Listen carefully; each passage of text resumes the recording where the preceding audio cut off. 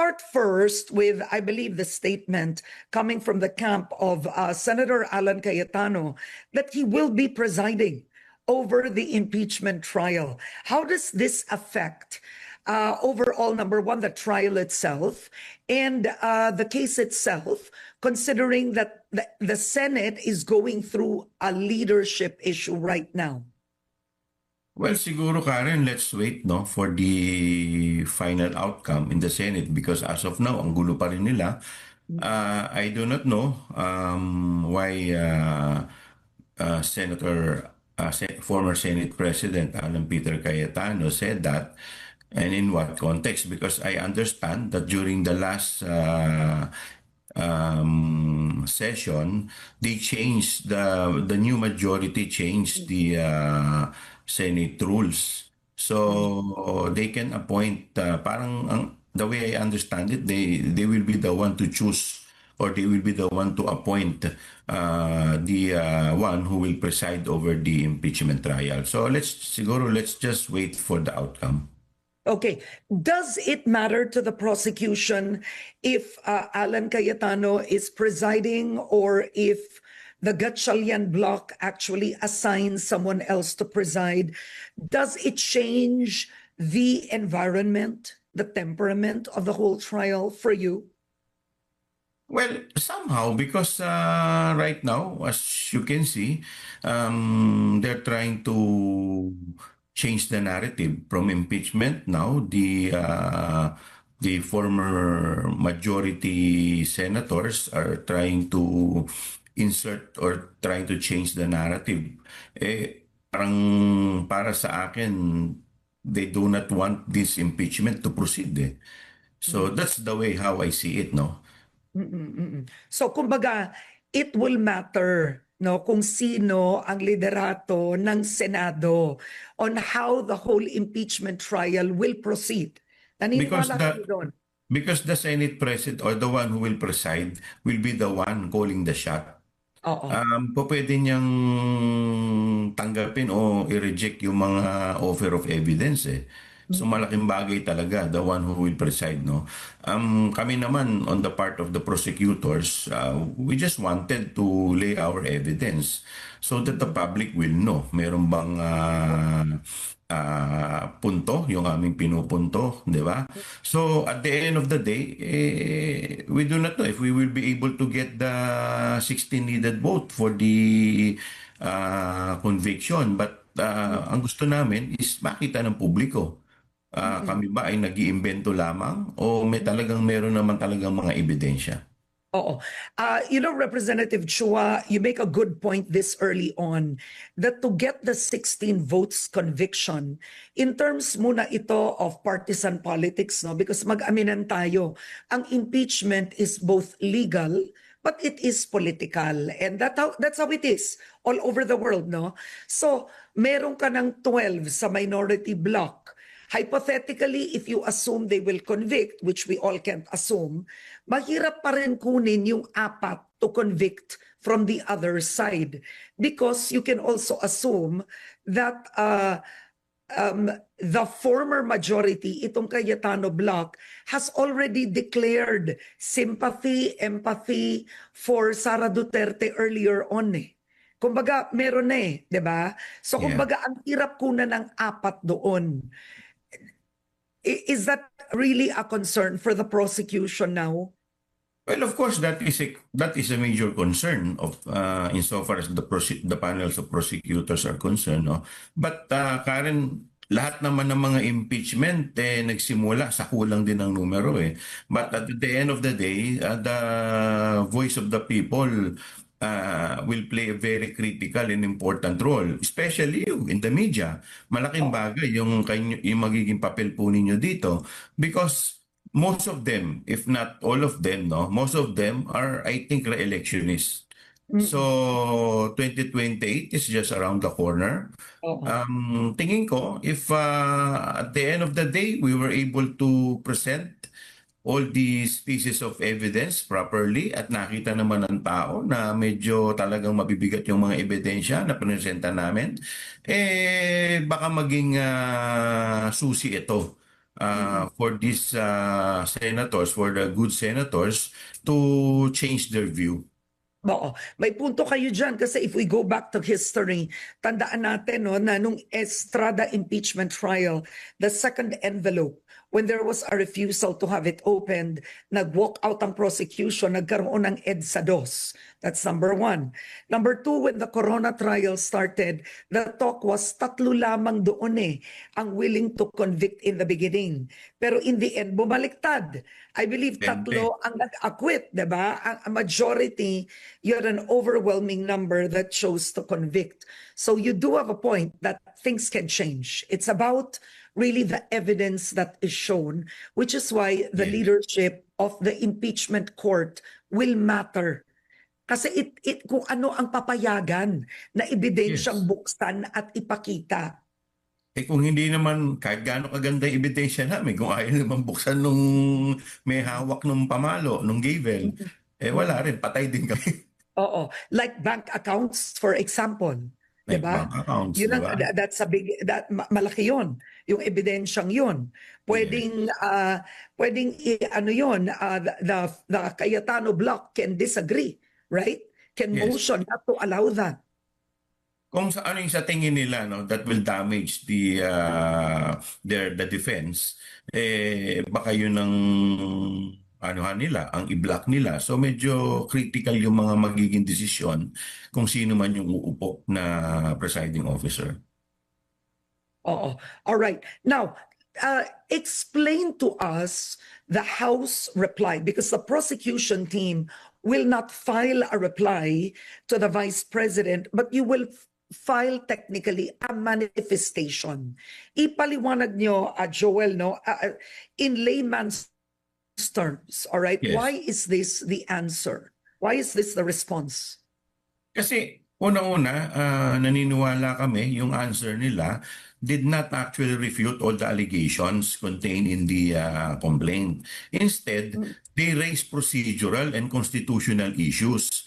Now, ano po ang ibig sabihin nito? Kagaya po ng mga dating nire-raise nila kung bakit na-dismiss sa Korte Suprema. So, kino-question nila yung jurisdiction ng Committee on Justice, yung due process, so forth and so on. So, ito naman mga ito ay nandoon na sa Korte Suprema. Itong usapin na ito ay nasa Korte Suprema na. Nag-file sila ng petition for certiorari and prohibition. Kung ito ay didesisyonan ng Senado, edi parang pinangungunahan pa nila ang Korte Suprema. So, isa pang punto, ito pong final nilang answer, parang motion to dismiss, which is not allowed. Bakit ko sinasabi na hindi allowed? Kung babasahin po natin ang ating saligang batas, nakalagay doon, the Senate shall proceed with the trial forthwith. So, ang ibig sabihin nito, kailangan i-trial na, mag-conduct na ng trial at hindi i-determine kung ito ay tatanggapin nila o hindi. So, pangatlo, isa pang punto na aming pinupunto dito, no? Parang ang nangyayari kasi ang kinu-question nila yung proseso na nangyari sa Committee on Justice. So, parang ang nangyayari niyan, parang ginagawa nilang appellate court itong Senado. Which is hindi naman po pwedeng maging appellate court ito. So, ito po yung mga punto na ni-raise namin na sa tingin namin sa totoo lang, pinag-isipan nga namin kung kami ay sasagot pa. But para siyempre na lamang na baka naman masabi ng Senado, para maipaliwanag din namin ang punto namin bakit hindi kami nagpapile ng reply, manifestation na lang ang aming final. Oo. And how will this manifestation look like? Ano ang nakasaad sa manifestation? Well, parang yung mga pinunto ko po kanina, yun lamang ang sinabi doon sa manifestation. Which is So, hindi na technically namin- just not agreeing. Yeah. You will just not agree with their issues because they did not respond point by point on the articles of impeachment itself. Yes, opo. Kasi nga, hindi naman nila talaga nirefute lahat ng allegation na nakalagay dun sa answer. So instead, puro mga general denial ang kanilang ginawa. Which is, sa tingin namin, hindi na dapat nga sinasagot ng tutuusin. Oo. Ano po ba ang nangyayari sa ngayon? Alam ko kasi na may 10 days, right, for the Vice President to respond. Then you have 5 days. The trial itself is July 6. May pre-trial pa dapat yan. What exactly is going on right now? So right now, we are preparing for the pre-trial brief, which we are due to submit on June 15. And then there will be pre-trial conference on June 18 up to June 25. After that, mag-aantay kami ng pre-trial order at bibigyan kami ng mga opportunity to make a comment. Tapos niyan, magkakaroon ng trial. The trial will start on July 6. So assuming this masusunod yung calendar nung ginawa nung previous Senate President. Oo. Well, ideally, dapat masunod yun. Kasi Yes. inanunsyo na yun, di ba? Pero ang pre-trial itself, ang pre-trial described that to us. I spoke with Representative Luistro, and she said with the pre-trial, that's where witnesses are submitted, evidence will be allowed, no surprises ideally, ito. Pero it's not televised, ang pre-trial. Well, basically kasi sa normal court proceedings, 'di ba? Ang pre-trial minsan sa clerk of court lang ginagawa 'yan eh. So may stipulation of facts muna. So ang stipulation of facts, let's say ina-admit ba ninyo na si Sara Duterte ay kasalukuyang Vice President or admitted. So hindi para yung mga bagay na yan ay hindi na kailangan pampatunayan pagdating sa trial. So yung mga facts that are amenable to both parties sa defense at saka sa prosecutors na sa tingin nila ay admitted na at obvious na hindi na nasasayang yung oras ng korte. Pareho po ba ang mangyayari? Kasi sa ICC, for example, no, sa ICC, kaya ang trial ni Duterte ay November pa. Kasi napakahaba naman, nagbibigay ng 3 buwan for the prosecution and the defense to submit the evidence, to take out evidence, to submit their witnesses. Walang surprises. Sa pre-trial po ba, halimbawa, dito niya na ba ibibigay, halimbawa, listahan, okay, Antonio Trillanes, testigo ito. Ang bank manager ng gantong branch, testigo ito. Ang bank manager ng ganito, testigo ito. Sa pre-trial po ba ibinibigay yon? That's number 1. Yes. And are you allowed to suddenly suggest a surprise witness? Is that Well, allowed? normally, sa pre-trial, bago yan, di ba, may marking of evidence pa muna, yung mga documentary tsaka object evidence, dito na pinakikita. Para at least nakikita na namin kung ano, para pagdating sa trial proper, ito yung mga o-objectan ng both parties, di ba? At dito rin yung list ng mga witnesses. Pero normally, in a normal court proceedings, nagre-reserve yan eh. As the need therefore arises, we will submit an additional 2 or 3 witnesses. More, di ba? We reserve the right to submit 2 or 3 witnesses. Tatanungin kung ano yung purpose. Bakit meron pang ganon? So, normally ganito yung nangyayari. Kasi dito, hindi ako masyadong sure kung ano yung ground rule dito. Dahil una-una hinahanap ko nga yung arraignment eh. Supposedly bago magkakaroon ng pre-trial may arraignment eh. Pero dito hindi ko nakita yung arraignment. But if you will read the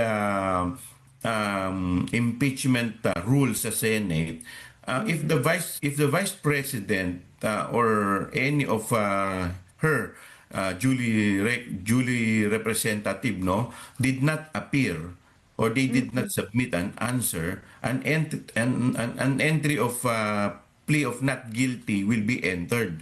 So Okay. basically yun ang yun yung arraignment supposedly. So Oo. dito wala kaming schedule ng arraignment kaya hindi ko rin alam kung kailan yun isisingit. Kasi normally, bago lahat yung mangyari, may arraignment muna eh. Yun ang unang-una na nangyayari in a normal court proceedings. Oo. Pero dito, hindi ko alam kung saan isisingit dahil wala dun sa schedule nung tinitignan ko. Yeah. Okay. All right. Now let's change topic a bit. No, let's talk about the testimony of the 18 Marines, the allegations of deliveries of cash. Several congressmen were named, and I want to ask you first because you and Representative Terry Redon already gave a reaction to the Marines. So why do you think would they do this? You've said they were lying. But why would they do that? This would be such an intricate lie for 18 individuals who have everything to lose, who have families, ba't nila gagawin yun? Well, obviously, nakikita ko dito no, na kanilang mga intention is, of course, number one, to change the narrative. Because right now, ang focus ng attention is dito sa sa impeachment, and then all of a sudden, kung makikita mo yung chronological of event, 'di ba, nagkaroon ng power grab nung time na isinasubmit na, same day na sinasubmit na namin yung impeachment complaint ng Vice President sa Senado. Same day, nagkaroon ng change of leadership sa Senate. Tapos noon, sunod-sunod ang gulo. And then now, eto nga, bigla na lang all of a sudden, they wanted this, kung tatandaan niyo, this is not the first time. Nag-ano na yan nag-release na yan nung February. So, nire-rehash nila itong nangyari nung January ba yan o nung February. And then, of course, nakita naman natin those who are implicated, all of us are critical to the Vice President, and in fact, most of us are, or some of us are members of the prosecution panel. If you will Now, notice, I wanted to say that you already filed. You Ay- already filed cyber libel cases yes, against Attorney Baligod himself and and the the 18 Marines, 18 and it's ex-Marines. undergoing a preliminary investigation already. Oo. All right, Now, but how do you explain to the public? I mean, let's face it.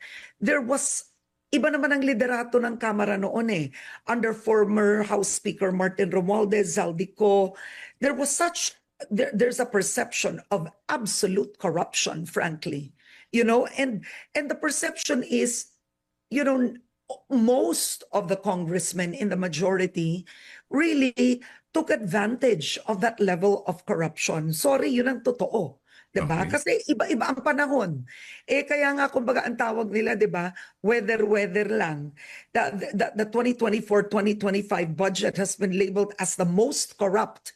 And that was under Zaldico. Wala namang kongresista noon ang umaalma Wala namang nag-e-expose sa kagagawan nila. You included. Why would the public not believe it? I mean, of course, the leadership has changed today, but also, alangan naman aminin mo na totoo yun, na binigyan ka ng pera. Si Terry Redon, alangan na aminin nila. So, how would the public know what's a lie, considering that was such a perceived to be corrupt Congress? Well, doon na lang, by including Terry Redon, who happens to be not a congressman at that time in the 19th Congress, doon lang, hindi ba magtataka ka na? Laila de Lima was not member of Congress. Mga makabayang party list that they included there. Wala naman yung mga wala naman yung mga district But could it be possible that the money delivered to those individuals, I'm just asking, was for another purpose? It could have been the elections, it could have been something else. Kumbaga, I do hindi not know. the flood But control itself. I do not know. But insofar as I'm concerned, I have no dealings with Congressman Saldico. Wala naman akong dealings sa kanya So bakit niya ako bibigyan ng pera? Oo. And in fact, si Congressman kitang-kita mo na nung nagpunta doon si Congressman Pepito Alvarez, sinasabi nga niya na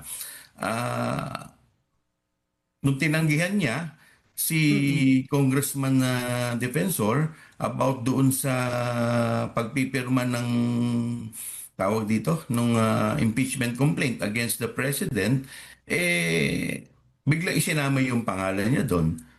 Di ba? And another thing, nung unang gumawa sila ng ganyan, di ba may ilang mga members ng Senate na nilagay nila doon. And then, nung nakita sumama na sa kanila, ngayon biglang nawawala na. So obviously, ano ba intention nila dyan? Doon lang, hindi ka pa ba magtataka? Oo, oo. So what's interesting is even actually what surprised a lot is even to mention Franz Castro of ACT Teachers, Di ba? Arlene Brosas of Gabriela, Raul Manuel of Kabataan. But could it be the names mentioned were perceived? Because now the minority in Congress at one point was perceived to be pro Romualdez. That was the perception. What are your thoughts on that? Well, kagaya nga ng sinasabi ko, ang talagang attack ngayon is narrative yan change of narrative So ngayon nakita mo naman for the past 1 week, asa ng impeachment. Di ba pinag-uusapan nga yung Senado? Oo. Yeah, oo. So So lahat ngayon no, you biglang, believe this is a distraction. yeah, definitely, hindi ako, it is not, yun ang sigurado. Di ba? So basta kami, on the part of the prosecutors, we will just focus dito sa trabaho namin because if we will be affected by this distraction, mawawala kami sa focus. In the meantime, may mga deadline na may na nag-aabang sa amin. Meron kaming June 15 na kailangan i-submit, 'di ba? Meron kaming June 18 na kailangan ng pre-trial. So lahat yung preparation namin dito ang focus. So yung mga allegations nila, yan naman ay didinigin na sa ibang korte. Oo. So Representative Chua, last words, I think, because we're nearing the impeachment trial already. Well, kami naman, on our part, we will just do our best and I hope that the members of Senate will also do their constitutional mandate regardless of their political belief. Although alam ko naman na most of the people do not believe na wala itong halong politika. But at the end of the day, ako pa rin naniniwala, no? So dapat mas unahin pa rin natin kung ano sa tingin natin ang mas makabubuti sa ating bayan.